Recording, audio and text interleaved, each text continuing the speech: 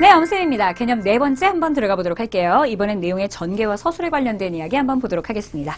자, 일단 첫 번째 시상 전개에 관련된 이야기가 나오는데요. 시상이라는 말은 시에서의 내용의 흐름을 말하는 거예요. 내가 뭘 말하고자 하는가라는 걸 이야기하는 건데요.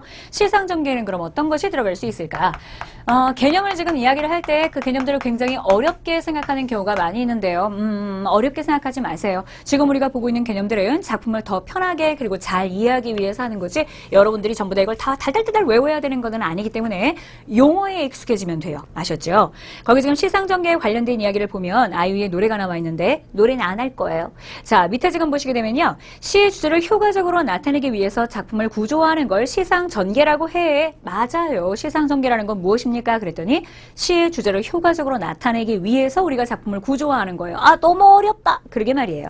자, 시간의 흐름에 따라서 우리가 이야기를 전개할 수 있다라고 이야기를 하는데 이때 시간의 흐름이라는 건 안 어려워요. 아침, 점심, 저녁이라든가 아니면 봄, 여름, 가을, 겨울 이런 식으로 시상이 전개가 돼 시의 흐름이 들어갈 때 시간 흐름에 따른 전개라고 얘기를 해요. 선생님 그게 온문에는 다 그렇게 나와요? 아니 온문에 뭐 그렇게 나올 수도 있고 아니면 뭐 온문이 아닌 산문에도 그렇게 나올 수 있지. 그런데 고전에 들어갔을 때 시간의 흐름으로 이야기가 진행되는 걸 우리가 하나 알고 있으면 좀 편하겠다.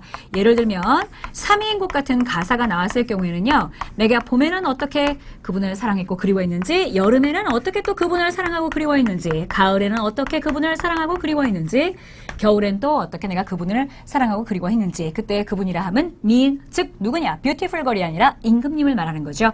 봄에는 내가 매화를 통해 그분에게 내 마음을 전달하고자 했었고 여름에는 옷을 만들어주고자 했으나 실패했었고 가을이 되었을 땐 밝은 달빛으로 선정을 베풀어 주시기를 기원했었고 겨울이 들어갔을 땐 내가 햇빛을 보내드리고 싶었으나 실패했다. 봄, 여름, 가을, 겨울 1년 내내 나는 그분을 사랑했네 라고 시상의 전개가 되는 걸 삼위인국이라고 해요. 됐죠? 이런 거 우리가 볼 수 있는 거고요. 그 다음에 현대시에서 우리가 만약에 예를 들어서 지금 나오는 시간의 흐름상으로 이야기가 진행되어 있는 걸 찾아주세요 라고 이야기를 하게 되면 뭐 현대시에서도 역시 마찬가지로 아침, 점심, 저녁 뭐 이런 게 들어갈 수 있어요. 최하림이라는 사람의 최하림 시인의 아침시 같은 작품을 보게 되면 이때 최하림의 아침시 같은 경우는 해가 뜰 때의 모습부터 시작해서 전체가 다 밝아질 때까지의 이야기를 순서대로 해가 뜬다 뜨고요. 그리고 이제 세상에 보이는 것들이야. 굴참나무가 솟아오르고 그리고 난 다음에 세상 모든 것들이 하나하나 자리를 잡아가고 아이들이 깨고 그리고 아이들의 웃음소리가 나오게 되고 그리고 온 동네가 아이들의 웃음소리와 함께 행복하고 발랄한 아침을 맞는 이야기가 시간의 흐름대로 가고 있어요. 이런 걸 우리가 시간의 흐름에 따른 시상 전개라고 이야기를 해요. 자, 이렇게 시간의 흐름에도 또 있고요. 그리고 또 뭐 또 있습니까? 라고 얘기하면 공간적 전개 방식이라고 지금 나오죠. 그래서 시간의 흐름이라든가 또는 공간의 이동 또는 공간의 흐름 공간은 흘러갈 수 없으니까 공간의 이동 또는 공간이라는 것이 이렇게 어떻게 전개 방식으로 들어가느냐라는 게 들어갈 수 있는데 지금 보아하니까 원경에서 근경, 근경에서 원경으로 가거나 아래에서 위로 올라가거나 위에서 아래로 내려가는 것. 공간 같은 경우에 고전문학 같은 경우는 상충곡이 들어갈 수 있어요. 그래서 상충곡은 산 아래에서 시작해서 산 꼭대기까지 올라가서 와 여긴 굉장히 높구나 내려다보는 얘기가 나오거든요. 그래서 공간의 이동이라고 들어가면 상충곡 같은 거라든가 아니면 관동별곡 같은 작품들이죠. 관동별곡 같은 경우는 금강산계에 관련된 이야기이기 때문에 내가 금강산 거쳐서 어디까지 동해바다까지 가는 것이 공간의 이동에 따라서 이야기가 진행되고 있어요. 이런 거 우리가 기억할 수 있고요. 자, 그리고 또 그 다음 나오는 건 선경 후정의 방식이라고 지금 들어가 있죠. 요게 이제 선경 후정이라고 들어가게 되면 앞부분에 선경 그러면 먼저 경치를 이야기하고 후정이라고 들어가주면 그 뒤에 정서를 말하다라는 뜻이에요. 그래서 정지상의 송인 같은 작품들이 대표적인 선경 후정의 예로 들어갈 수 있고요. 그러니까 먼저 경치를 묘사하고 뒤쪽에다 그것에 대해서 내가 느끼는 마음이 무엇인지를 말한다는 거죠. 그 다음 또 나오는 것 중에 기승전결의 방식이 있다라고 지금 되어 있는데 이때 기승전결의 방식이 들어가는 건 뭐 기서결의 방식이 있다고도 해요. 기승전결은 기, 승, 그리고 천, 마지막에 결. 그래서 결 부분 들어갔을 때 이 아이가 마무리가 되고요. 점점점 감정이 이렇게 고조가 되는 상황이 나오는 걸 알 수가 있는데 김소월의 진달래꽃 같은 경우엔 나부이가 역겨워 가실 때는 말없이 고이 보내드리오리다. 그래서 내가 일열 그분을 보내요. 그러면서 영변의 약산 진달래꽃 아름따다 가실 길에 바치오리다. 그러면서 진달래꽃을 바치겠다는 얘기를 해요. 님께서는 어떻게 하면 되느냐? 그 꽃을, 내가 뿌린 그 꽃을 사뿐히 들여밟고 가시옵소서라고 얘기해서 사뿐히 들여밟고 가래요. 근데 사실 사뿐히 들여밟을 수는 없는 게 들여밟다는 평안도 사투리로 짓밟다라는 뜻이거든요. 뒤쪽 들어가서 한 번 더 우리가 얘기할 수 있겠지만 이걸 우리가 역설이라고 말합니다. 그러니까 어머 그분 가신다면 보내드릴게요.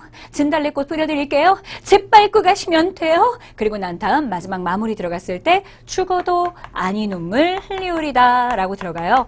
사실은 울고 싶다라는 얘기였는데 아니 눈물 흘리우리다 라고 얘기하면서 이별을 순응하는 것처럼 마무리를 짓지요. 기승천 결 됐어요. 이렇게 이야기 구조가 들어가는 걸 기승전결의 구조, 시상전개라고 우리가 이야기를 합니다.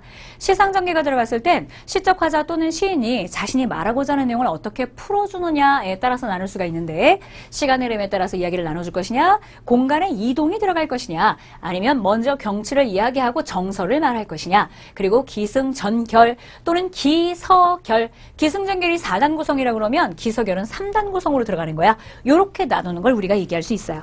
그 다음에 이제 서사 구조가 들어갈 수 있는데요. 서사라는 말이 들어가니까 이제 알겠죠? 그때 서사라는 말은 소설이구나. 맞아요. 소설이에요. 그래서 소설 서사 구조가 들어갈 땐 일반적인 건 발단, 전개, 위기, 철정, 결말이라고 들어가는 거 있죠? 요게 중요하고요. 그 다음 서사 구조에서는 사건이 전체 소설 속에 하나밖에 없을 땐 그냥 단편적 구성이라고 얘기를 해요. 근데 거기에 소설 속에 사건이 여러 가지가 들어있다.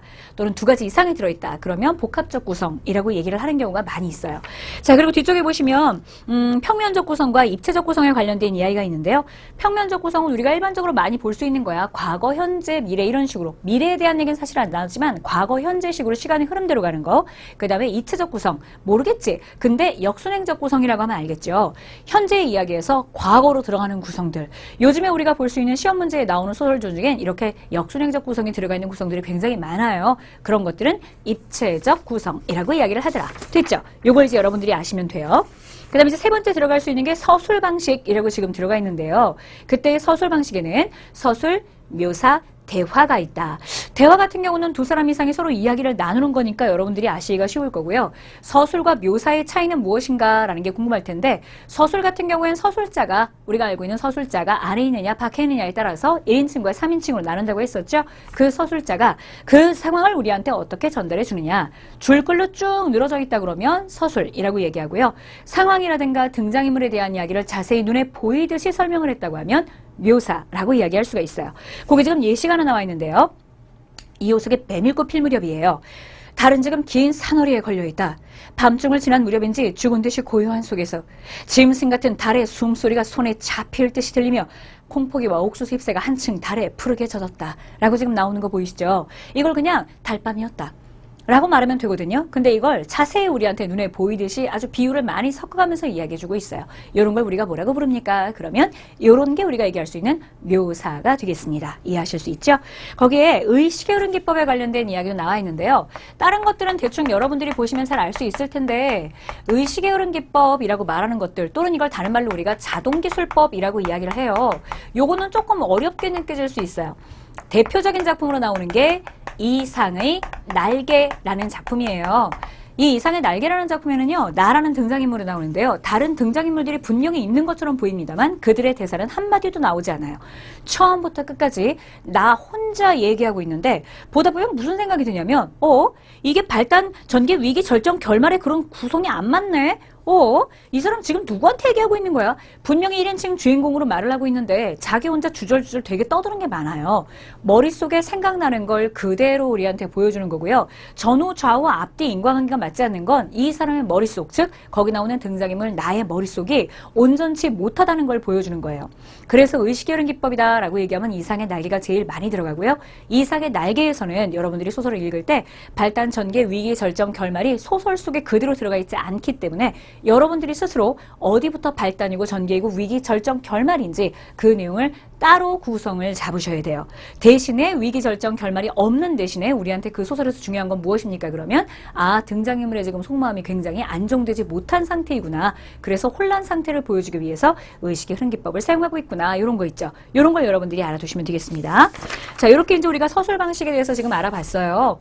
서사 구조가 들어가는 소설 같은 경우에 서술 방식은 시간의 흐름으로 들어가는 것도 있지만 그러나 역순행적 구성으로 들어가는 것도 있더라.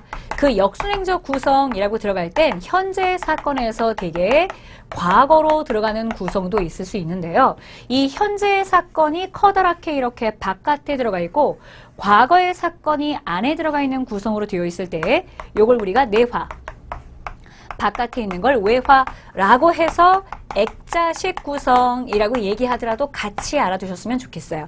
단순히 그냥 과거의 이야기가 몇 줄 나와 있거나 과거의 이야기가 한 토막으로 들어가 있다 그러면 그건 액자 구성이라고 부르지 않아요. 그런데 바깥 이야기가 있고 그리고 그 속에 왜 그 이야기가 나오게 되었는가 안의 이야기가 들어가 있다 그러면 요건 액자식 구성이라고 하더라. 요것도 같이 알아두시면 되겠습니다. 그래서 우리 지금 개념 네 번째에서 서술 방식에 관련된 이야기 살펴봤습니다.